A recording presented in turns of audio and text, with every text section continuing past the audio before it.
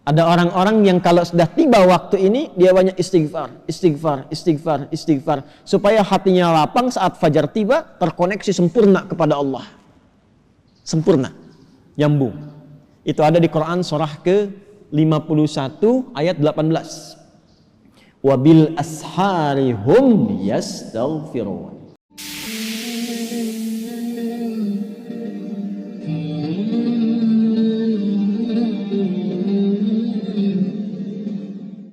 Quran surah ke-89 Al-Fajr di ayat yang ke-1 ya.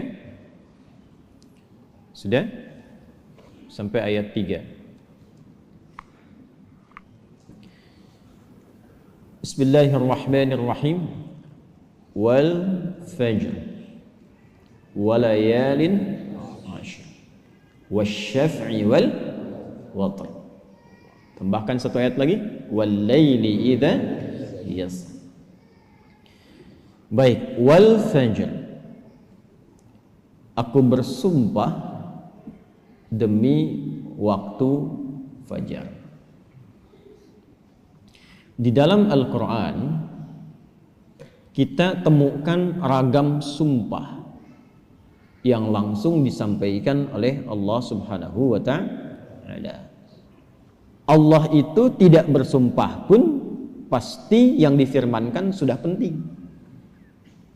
Dan sumpah itu ciri penegasan dan kesungguhan.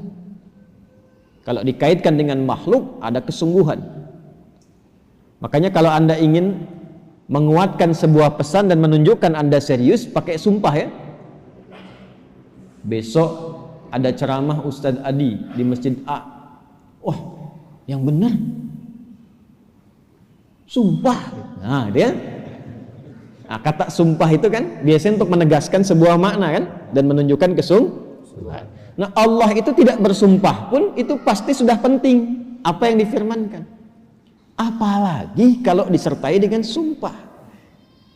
Maka pasti ada yang istimewa di dalamnya. Jadi kalau kita menemukan ayat dalam Al-Qur'an diawali dengan sumpah, ini menunjukkan pesan yang disampaikan di ayat itu tidak biasa, ada yang sangat penting, berbeda dengan pesan-pesan yang lainnya. Jelas sampai sini? Baik. Wal fajr. Ciri sumpah pertama itu kalau ada di awal ayat. Ini secara umum ya.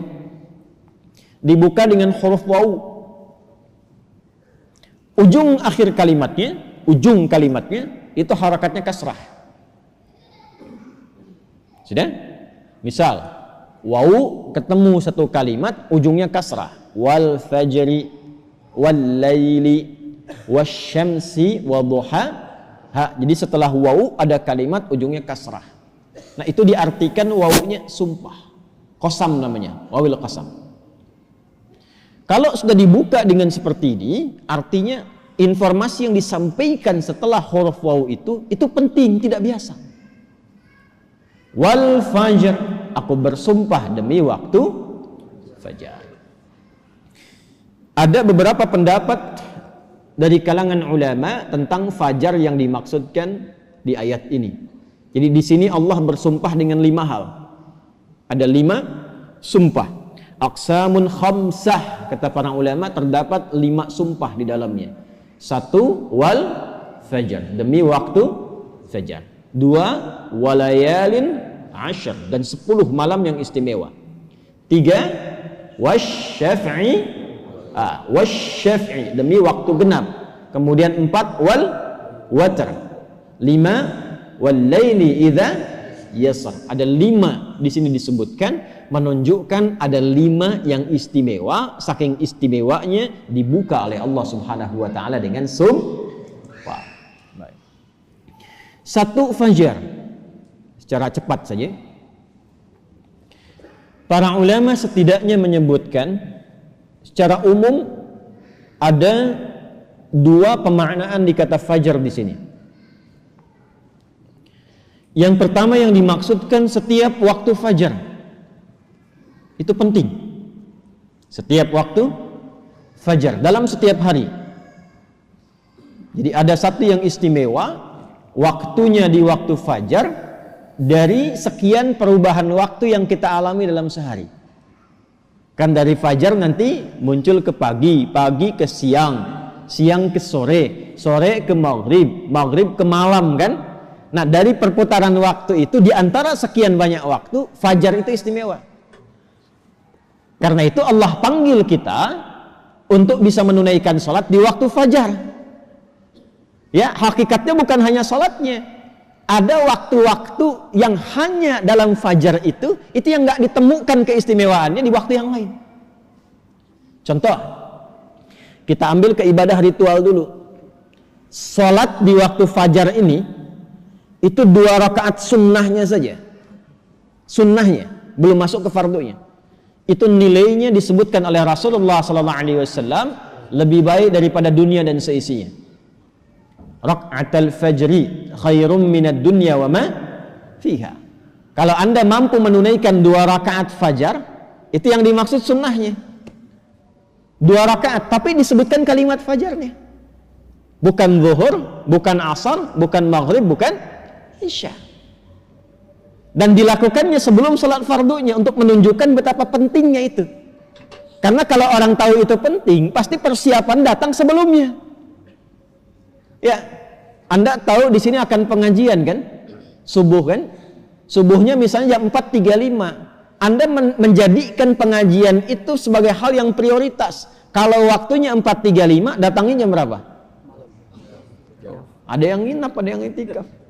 Karena menjadikan itu penting. Kalau tak penting mungkin diabaikan. Nah Allah menyatakan fajar itu penting. Jangan tinggal. Bahkan saking pentingnya, ada di antara hamba-hamba Allah yang menyiapkan waktu fajar itu bangun dari sebelumnya sampai warming up dulu. Pemanasan supaya subuhnya itu, fajarnya itu bisa optimal. Bangun dari malam, Pak. Ada yang menjelang fajar itu membiasakan hatinya supaya khusyuk. Sehingga saat sholat di waktu fajar sudah terkoneksi kepada Allah dengan baik. Cara menyiapkannya dengan istighfar. Waktu singkat menjelang fajar itu disebut sahar namanya. Jamaknya disebut ashar. Ada orang-orang yang kalau sudah tiba waktu ini, dia banyak istighfar, istighfar, istighfar, istighfar. Supaya hatinya lapang saat fajar tiba, terkoneksi sempurna kepada Allah. Sempurna, nyambung. Itu ada di Quran surah ke-51 ayat 18. Wabil ashari hum yastaghfirun. Kalau ingin dikuatkan kesabaran, ingin diberikan rizki, sehingga bisa sering infak, ya. Ingin diberikan kemampuan menjalankan segala sesuatu dengan benar, menatap dengan benar, mendengar dengan benar, berjalan secara benar. Itu diantara amalannya, rajin istighfar di waktu sahar menjelang fajar. Dah, ini ijazahnya langsung dari Al-Quran. Surah ketiga Ali Imran di ayat ke-17.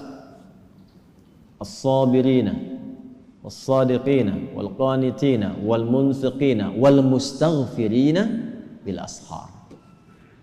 Ya. Quran surah ketiga Ali Imran ayat 17. Paling kiri sebelah atas tuh.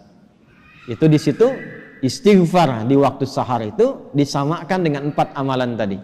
Sabar, khusyuk dalam ibadah, bisa rajin infak, dan benar dalam menjalankan aktivitas. Itu diantara latihannya, rajin istighfar menjelang fajar. Makanya kalau sudah istighfar, terbuka hatinya, terkoneksi dengan Allah, itu ibadahnya akan lebih enak dibandingkan dengan yang jarang istighfar. Gitu. Alhamdulillah. Ada sifat qanitin di situ. As-sabirina wal qanitina. Sedangkan kita diminta sholat itu dengan sifat kunut. Orangnya disebut qanit, jamaknya qanitin. Ada di mana ayatnya? Al-Baqarah ayat 238. Hafizu 'alas salawati was salatil wusta wa qumu lillahi qanitin. Tuh. Kalau mau salat, mau enak salatnya, jangan sekedar salat. Memang betul sudah selesai. Ya, menuntaskan kewajiban, beban kewajibannya hilang, tapi kenikmatannya dapat enggak? Manfaatnya dapat enggak? Kalau ingin menikmati salat, ingin dapat manfaatnya, dapat ketenangan, terkoneksi dengan Allah, doanya cepat dijawab, maka khusyuklah dalam sholat. Nah, di antara cara mendapatkan khusyuk itu istighfar. Dibuka. Sehingga sekat-sekat yang membuka kita itu, yang menghambat koneksi kita dengan Allah itu terbuka. Ini dari Quran. Dari Quran. Nah, dibiasakan istighfar paling enak itu di waktu sahar menjelang fajar. Apalagi kalau bisa tahajud sebelumnya. Kalau bisa tahajud, ya, tahajud, kemudian istighfar, terbuka hati, rajin memberi di situ, itu disebut langsung oleh Quran kalau dia bertahan dengan itu sampai wafat, itu disebut sebagai calon penghuni taman surga yang sedang beraktivitas di bumi. Itu Quran surah 51 ayat 15 sampai dengan ayat 23. Innal muttaqina fi jannati wa 'uyun akhidhina ma atahum rabbuhum innahum kanu qabla dhalika muhsinin kanu qalila minal laili ma yahja'un. Itu tahajudnya. Wa bil asharihum yastaghfirun. Itu istighfarnya. Nah, hakikatnya kita bangun malam itu, hakikatnya kita istighfar di waktu sahar untuk persiapan ke fajarnya. Salah satu maknanya itu. Makanya Nabi kan ya suka rebahan kan sedikit ya. Bukan rebahan yang sempurna. Ya kaum rebahanas nih ya. Ya, coba dicek tuh. Kalau ada rebahan Nabi itu miring sedikit ke kanan kan, setelah istighfar tuh nunggu-nunggu sampai fajar tiba. Supaya kesadarannya optimal. Ada apa di fajar itu sampai dipersiapkan sebelum itu? Sampai-sampai 2 rakaatnya lebih baik daripada dunia dan seisinya. Itu kalau dibaca pakai iman, gak ada yang bisa menandingi. Saya tanya antum, dikasih 1 juta atau 2 rakaat sebelum subuh? Ayo. Oh, masa? Huh? Coba dicek. Sana ada lomba balapan di sirkuit tuh. Berlangsungnya sebelum subuh. Siapa yang datang duluan di dekat situ, 10 tempat pertama mendapatkan bonus 5 juta. Cuma nonton aja dapat 5 juta. Tawaran kedua, datang ke masjid, tunaikan 2 rakaat sebelum subuh setelah azan tiba, dapat dunia dan seisinya, lebih baik daripada dunia dan seisinya. Pilih mana? Nonton di sirkuit atau 2 rakaat sebelum subuh? Tuh, makin pelan jawabannya. Karena babnya iman, bukan akal. Akal yang dibimbing oleh iman itu lebih tajam nanti cara berpikirnya. Mampir lu aja ke masjid, ntar balik lagi ke sana. Berarti ada yang penting. Kalau antum ingin latihan jadi orang baik atau anak pengen jadi baik tuh, konsistenkan subuh. Kayak ulama tuh enggak banyak ceramah, enggak banyak cakap, bilang subuh aja, konsisten. 40 hari subuh terus, ya. Sering begitu kan ya? Nah, itu saya bahas ilmunya sekarang. Dan itu dari Quran. Makanya agak aneh kalau rajin ta'lim, rajin saling mencela. Salat kok menjadi saling menuduh. Orang salat itu bersih hati. Orang ta'lim itu bersih jiwa. Nah, cara memulainya fajar. Kenapa Allah bersumpah dengan fajar? Karena Allah menginginkan hambanya jadi baik. Itu pesannya. Nanti sifatnya beda dengan zuhur, beda dengan asar, beda dengan maghrib, lain dengan isya. Fajar itu pembukanya. Karena itulah saat fajar dipanggil, iman kita terpancar. Makanya saat tidur kalau dengar adzan, itu kan terpancar kan, sudah adzan. Dan sekelebat itu ada yang meminta kita bangun tuh. Allahu Akbar, bangun tiba-tiba dengar adzan. Itu yang terpanggil imannya. Ketika cahaya iman itu merespon suara adzan, itulah fajar namanya. Dari maknawinya. Dari segi waktu dia melatih keadaan kita jadi lebih baik, terkoneksi dengan Allah. Kalau sudah hatinya bersih, nyambung dengan Allah, doanya mustajab. Innallaha thayyibun la yaqbalu illa thayyibah. Kata Nabi demikian. Allah itu maha baik sehingga akan cepat menerima dari yang baik-baik. Hatinya sudah baik, sudah lapang, jauh dari maksiat, maka apapun yang dia minta dikabulkan oleh Allah Subhanahu wa taala. Karena itu saat-saat paling tepat untuk berdoa itu, memperbanyak doa itu saat fajar. Malaikat kumpul semua. Hadisnya sahih. Ya, inna malaikatal laili wa malaikatan nahar tajtami'u fi waqtil fajri atau kama qala Rasulullah sallallahu alaihi wasallam. Malaikat siang dan malam kumpul semua di waktu fajar. Alhamdulillah malaikat itu gaib. Kalau tampak tak jadi kita ke masjid. Sayapnya banyak tuh. Siapa? Israel. Balik lagi. Kumpul semua. Nah, kalau sudah kumpul malaikat itu banyak berkahnya. Berkah itu ziyadatul khair, bertambah kebaikan. Kalau doa diaminkan. Kalau istighfar dimohonkan ampunan kepada Allah. Berkah lagi kalau subuh jamaah pengajian, berkah. Berkah lagi itu. Itu dari berangkat langsung malaikat memohonkan kepada Allah kebaikan. Hadisnya viral sahih. Di Ibnu Majah itu. Ya, dari Abu Darda radhiyallahu taala anhu. Qala Rasulullah sallallahu alaihi wasallam, man salaka tariqan yaltamisu fihi ilma sahhala lahu tariqan ila al-jannah wa innal malaikata la tadau ajnihataha ridan li talibil ilmi. Orang mau berangkat menuntut ilmu, itu malaikat membentangkan sayap memohonkan kepada Allah ridha untuk orang itu. Berangkat dia ke masjid pas di waktu fajar, banyak sekali. Makanya kalau bapak ibu ke masjid waktu subuh nggak doa, rugi itu.